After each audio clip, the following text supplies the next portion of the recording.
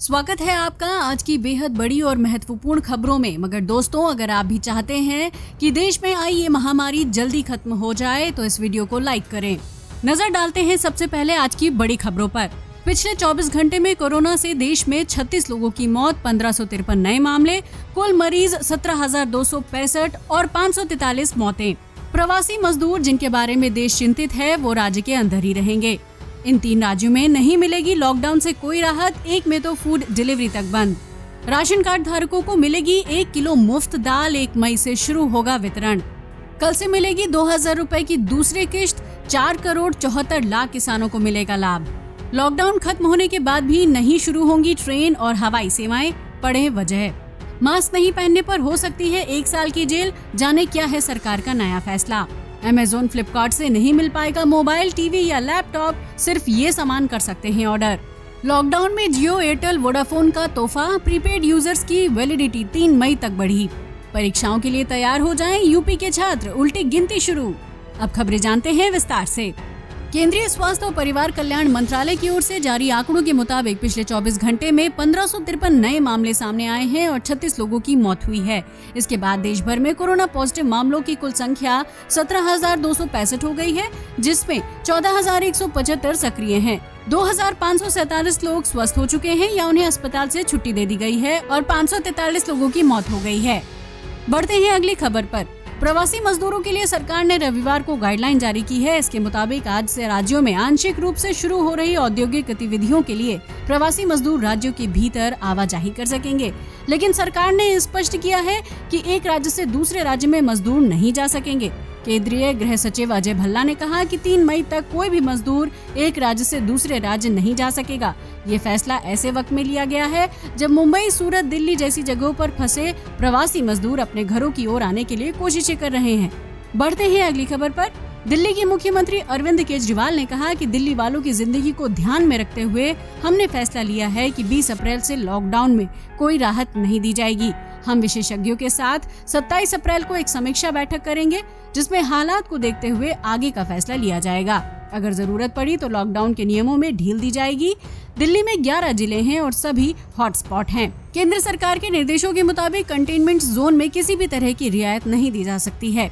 वहीं पंजाब के मुख्यमंत्री अमरिंदर सिंह ने कहा कि हम अभी लॉकडाउन में 3 मई तक कोई राहत नहीं देने जा रहे हैं, केवल गेहूं की खरीद और बिक्री को इससे छूट रहेगी। उन्होंने कहा कि 3 मई को एक बार फिर से समीक्षा बैठक की जाएगी।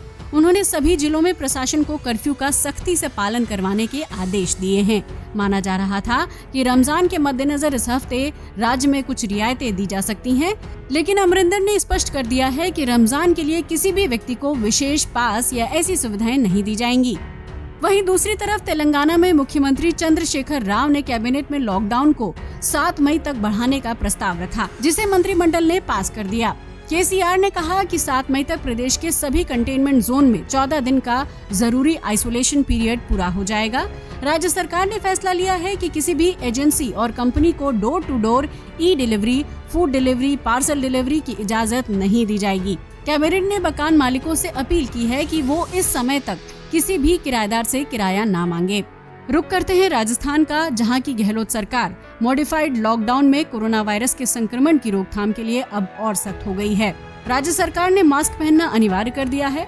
बिना मास्क पहने घूमने पर 1 साल की सजा और जुर्माना या फिर दोनों हो सकता है। आपदा प्रबंधन अधिनियम 2005 के तहत बिना मास्क पहने घूमना दंडनीय अपराध माना जाएगा। बढ़ते हैं अगली खबर पर, लेकिन उससे पहले चैनल को सब्सक्राइब करना ना भूलें, साथ ही घंटी को जरूर दबाएं और वीडियो को लाइक करना ना भूलें। कोरोना संक्रमण के चलते देश भर में जारी लॉकडाउन के दूसरे चरण के 3 मई को खत्म होने के बाद भी ट्रेन और हवाई सेवाएं प्रारंभ होने की संभावना नहीं है। मंत्रिमंडलीय समूह यानी जीओएम ने पीएम नरेंद्र मोदी से सिफारिश की है कि अभी इस तरह की दशा नहीं है कि आम जनता के लिए ट्रेन शुरू करने से सोशल डिस्टेंसिंग का कड़ाई से पालन कर पाना संभव नहीं है। नागर विमानन मंत्री हरदीप सिंह पुरी ने भी विमानन कंपनियों से 3 मई के बाद की बुकिंग न करने को बोला है। रक्षा मंत्री राजनाथ सिंह की अध्यक्षता में गठित मंत्रिमंडलीय समूह ने शनिवार को मीटिंग के बाद अपने सुझाव पीएम को सौंप दिए हैं। सूत्रों के अनुसार समूह में 3 मई को खत्म हो रहे लॉकडाउन के दूसरे चरण के बाद आम जनता के लिए ट्रेन सेवा और हवाई जहाज सेवा प्रारंभ न करने को बोला है। इसके पीछे बड़ी वजह सोशल डिस्टेंसिंग पर सख्ती से अमल हो पाने में दिक्कतों को माना गया है।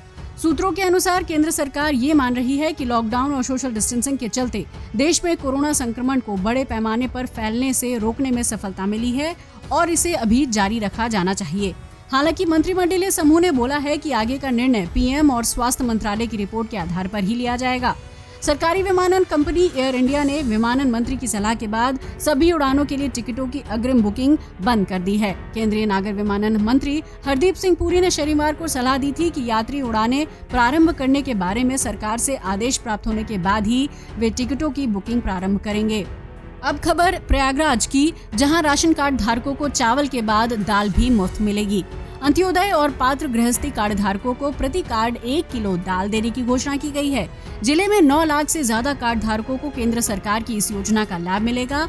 वितरण 1 मई से होगा। इसके लिए नेफेड से दाल के इंतजाम के लिए कहा गया है। केंद्र सरकार की ओर से प्रधानमंत्री गरीब कल्याण अन्न योजना के अंतर्गत 3 महीने तक मुफ्त चावल वितरण की घोषणा पहले ही की जा चुकी है। इसके तहत पहले महीने का प्रति यूनिट 5 किलो चावल का वितरण शुरू है, जो 26 अप्रैल तक होगा। इसका लाभ अंत्योदय और पात्र गृहस्थी सभी कार्ड धारकों को मिलेगा। इसी क्रम में सरकार की ओर से अब दाल वितरण की घोषणा की गई है। शासन की ओर से बृहस्पतिवार को ही इस बाबत आदेश जारी कर दिया गया था। बढ़ते हैं अगली खबर की ओर। उससे पहले हमारे वीडियो को लाइक करना ना भूलें, ताकि हम हर रोज आपको बड़ी और खास खबरों से रूबरू करवाते रहें। प्रधानमंत्री किसान सम्मान निधि योजना की दूसरी किश्त को सरकार से मंजूरी मिल चुकी है, जिसके चलते अप्रैल महीने में किसानों के खातों में दूसरी किश्त आ जाएगी। उन सभी किसानों के खातों में 2000 रुपए डाले जाएंगे, जिनका पंजीकरण 10 मार्च को लोकसभा चुनावों की घोषणा के साथ मॉडल कोड ऑफ कंडक्ट के लागू होने से पहले पूरा हो गया था। अब खबर टेलीकॉम से जुड़ी। देश की 3 बड़ी टेलीकॉम कंपनी रिलायंस, जियो, एयरटेल और वोडाफोन आइडिया ने प्रीपेड सर्विस यूजर्स की वैलिडिटी 3 मई तक बढ़ा दी है।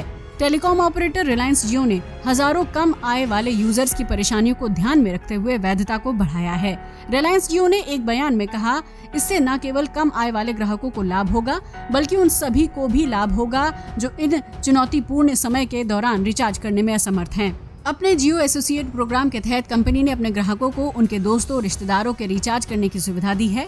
यूजर्स इस प्रोग्राम के जरिए कमीशन भी हासिल कर सकते हैं। कंपनी ने कहा, ये प्रोग्राम उनको ध्यान में रखते हुए लाया गया है जो ऑनलाइन रिचार्ज नहीं कर पाते हैं। ऐसे में अगर उनका कोई दोस्त या रिश्तेदार रिचार्ज करता है तो उसे कमीशन दिया जाएगा।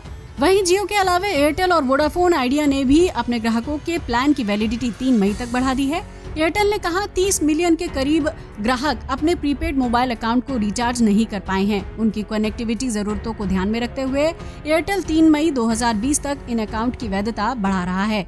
ये सभी ग्राहक अपने प्लान की वैधता समाप्त होने के बाद भी अपने एयरटेल मोबाइल नंबरों पर इनकमिंग कॉल प्राप्त कर सकेंगे। बढ़ते हैं अगली बड़ी खबर की ओर।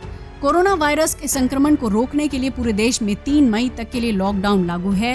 हालांकि 20 अप्रैल यानी कि आज से सरकार ने कुछ चीजों पर छूट देने का ऐलान किया है, जिसमें ई-कॉमर्स शॉपिंग के लिए भी नया नियम जारी किया गया है। सरकार ने लॉकडाउन की अवधि के दौरान ई-कॉमर्स कंपनियों द्वारा अपने मंच के जरिए गैर जरूरी वस्तुओं यानी नॉन एसेंशियल्स आइटम्स की बिक्री पर रोक लगा दी है। सरकार के इस फैसले से अब अमेजॉन, फ्लिपकार्ट और स्नैपडील जैसी ई-कॉमर्स कंपनियां अपने प्लेटफॉर्म पर जरूरी सामान को ही बेच पाएंगी। पहले इस बात की जोर शोर से चर्चा थी कि 20 अप्रैल से अमेजॉन, फ्लिपकार्ट जैसी ई-कॉमर्स कंपनियां सभी तरह की सेवाएं शुरू करेंगी और टीवी, मोबाइल, फ्रिज जैसे गैर जरूरी सामान भी आपूर्ति शुरू करेंगी। ई-कॉमर्स कंपनियों ने तो इसके लिए ऑर्डर भी लेने शुरू कर दिए थे, लेकिन रविवार को केंद्रीय गृह मंत्रालय ने अपने निर्देश में ये साफ किया है कि ई-कॉमर्स कंपनियां सिर्फ आवश्यक वस्तुओं की ही आपूर्ति कर सकती है, गैर आवश्यक वस्तुओं की नहीं। अब चलिए जान लेते हैं कि वो आवश्यक वस्तुएं कौन कौन सी हैं। ई-कॉमर्स कंपनियों द्वारा होने वाली आवश्यक वस्तुओं की सप्लाई में ग्रोसरी यानी किराने के सामान, फल, सब्जियां आदि ही आती हैं। यानी ई-कॉमर्स वेबसाइट से आप रोजमर्रा के खाने पीने के सामान, ग्रोसरी और फल सब्जियों आदि के ही ऑर्डर कर पाएंगे। अब बात करते हैं छात्रों की परीक्षाओं के बारे में। कोरोना की महामारी से निपटने की कवायद के साथ यूपी की योगी सरकार प्रदेश को पटरी पर लाने की कोशिशों में भी जुट गई है। उच्च और रोजगार शिक्षा के छात्र अगर सोच रहे हो कि उनकी परीक्षाएं भी टलेंगी तो होशियार हो जाएं। योगी सरकार ने मई के तीसरे सप्ताह से परीक्षाओं की भी प्लानिंग कर ली है। मोटा प्लान है कि लॉकडाउन खत्म होने के 3 सप्ताह बाद कॉलेजों में परीक्षाएं करा ली जाएंगी और जुलाई में रिजल्ट भी दे दिया जाएगा। उत्तर प्रदेश के उप मुख्यमंत्री डॉक्टर दिनेश शर्मा ने इशारा कर दिया है कि उत्तर प्रदेश में लॉकडाउन खत्म होने के 3 सप्ताह बाद उच्च शिक्षा, प्राविधिक शिक्षा और व्यावसायिक शिक्षा की बाकी बची परीक्षाएं आयोजित की जाएंगी। जून के अंतिम या बहुत हुआ तो जुलाई के प्रथम सप्ताह में रिजल्ट भी दे दिया जाएगा। डॉक्टर दिनेश शर्मा ने प्राथमिकता के आधार पर यूनिवर्सिटी और डिग्री कॉलेजों में बीए, बीएससी और बीकॉम सहित अन्य सभी पाठ्यक्रमों की बाकी परीक्षाएं कराने को कहा है। इसी तरह प्राविधिक शिक्षा विभाग के जरिए संचालित इंजीनियरिंग कॉलेजों में BTech, B pharma, B arch समेत विभिन्न पाठ्यक्रमों की बाकी परीक्षाएं और व्यावसायिक शिक्षा विभाग के जरिए संचालित राजकीय और निजी परीक्षण संस्थाओं की डिप्लोमा पाठ्यक्रमों की बाकी परीक्षाएं भी कराई जाएंगी। आज की खबरों में बस इतना ही। बने रहिए हमारे साथ। जय हिंद, वंदे मातरम।